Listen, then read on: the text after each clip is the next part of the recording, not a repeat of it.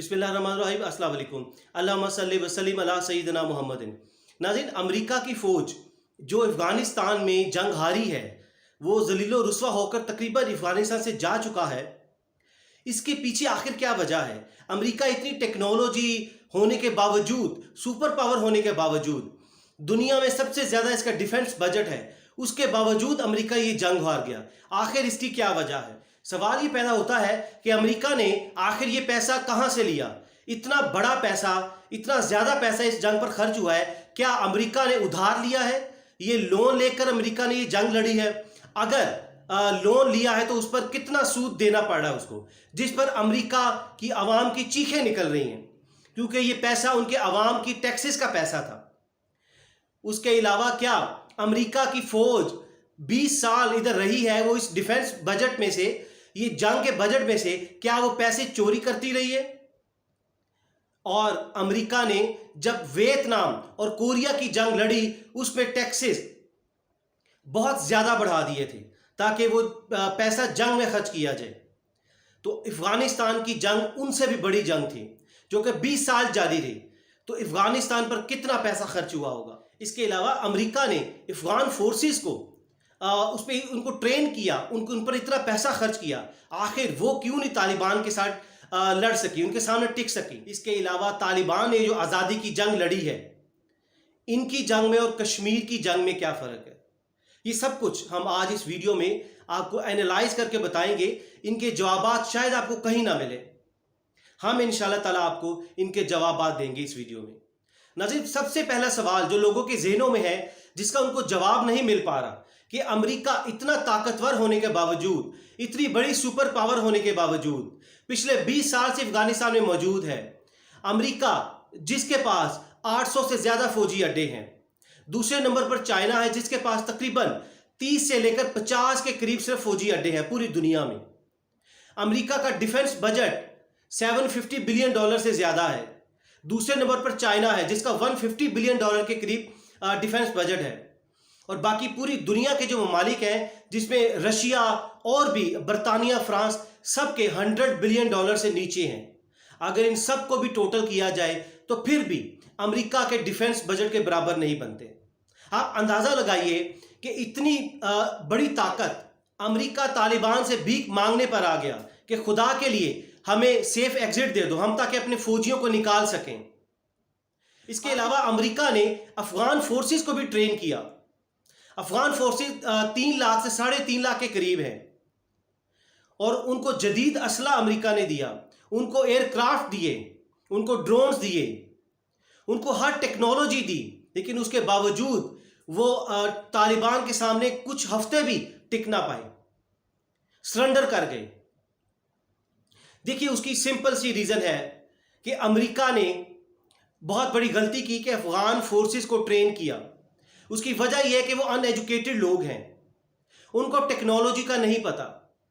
उनको जितनी मर्जी हाईएस्ट टेक्नोलॉजी दे दे वो नहीं चला सकते। अमेरिका ये एक बेसिक ब्लंडर करता रहा, उनको ज़बरदस्ती टेक्नोलॉजी सिखाता रहा, लेकिन वो अनपढ़ लोग थे, उनको नहीं पता था टेक्नोलॉजी कैसे चलाते हैं। देखिए, जंग का एक बेसिक असूल है, वो ये है कि अगर आप कमज़ोर हैं, आपके पास असला नहीं है, आप निहत्थे हैं और आपका दुश्मन बहुत ताकतवर है, तो उस जंग को लंबा खींचा जाता है, उस जंग को प्रोलॉन्ग किया जाता है, उस जंग को गुरिल्ला वॉर में कन्वर्ट कर दिया जाता है। गुरिल्ला वॉर से मुराद है कि 2-3 लोग एक जगह पे छुप जाते हैं, टोलियां बनाकर 2-2, 3-3, 4-4 की सूरत में।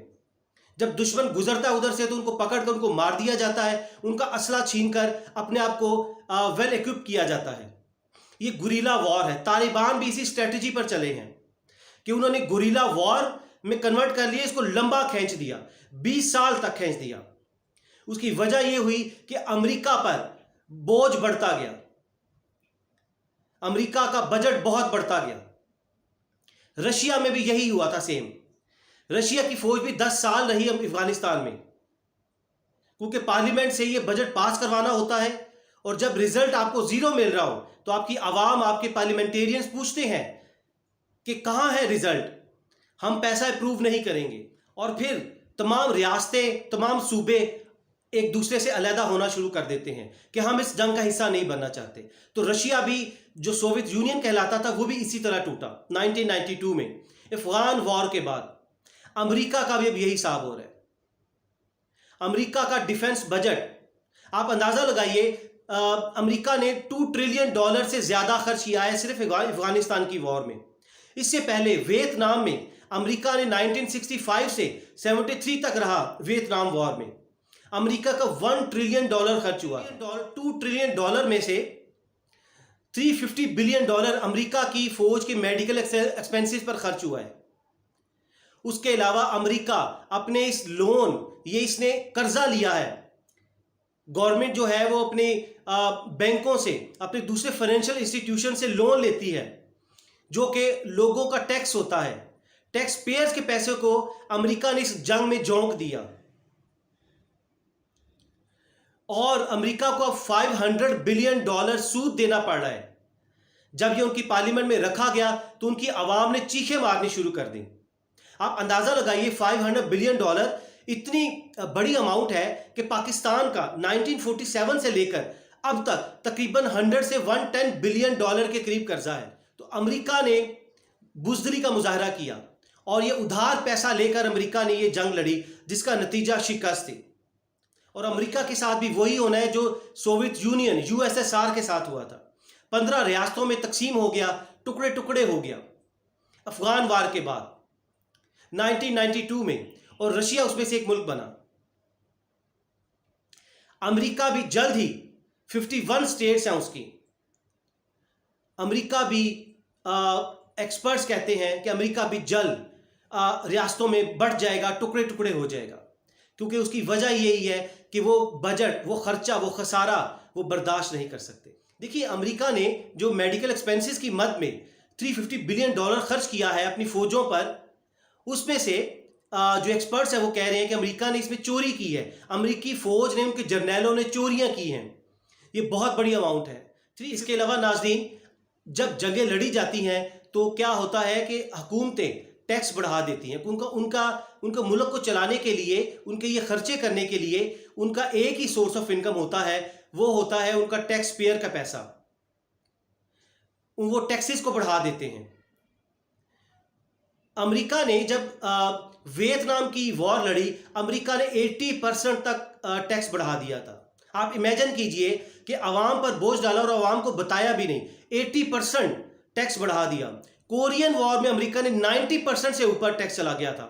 एक एस्टीमेट के मुताबिक 92% बनता है। आप अंदाजा लगाइए कि इतना बड़ा टैक्स कि तकरीबन 100% बनता है। चीज़ें, इसका मतलब है डबल हो जाती है, उनकी प्राइसिंग डबल हो जाती है।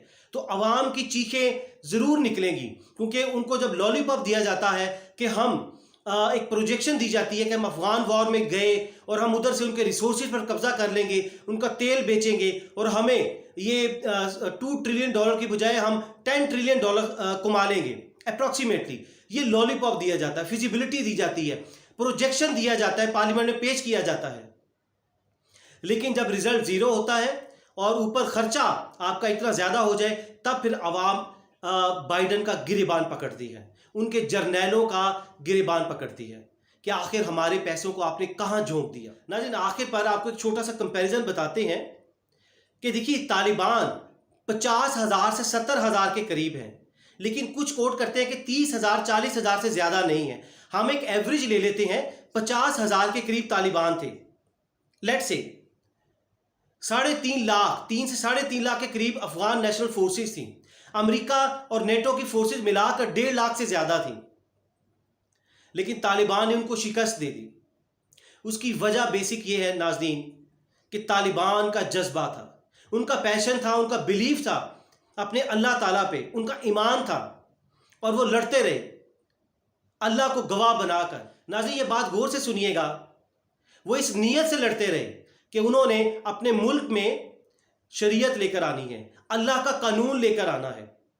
जब एक जंग को एक पैशन दे दिया जाए, जब एक जंग का मकसद सिर्फ हुक्मरानी लेना है या इक़्तिदार पर आना है, उसका नतीजा यकीनी शिकस्त होता है।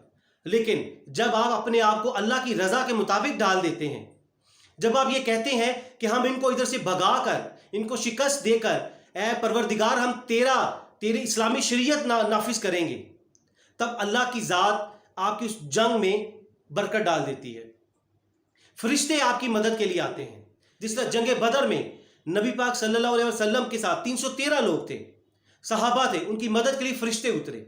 इसी तरह तालिबान की मदद के लिए अल्लाह ने अपनी मदद भेजी और इतनी बड़ी सुपर पावर को शिकस्त दी कि पूरी दुनिया हैरान है।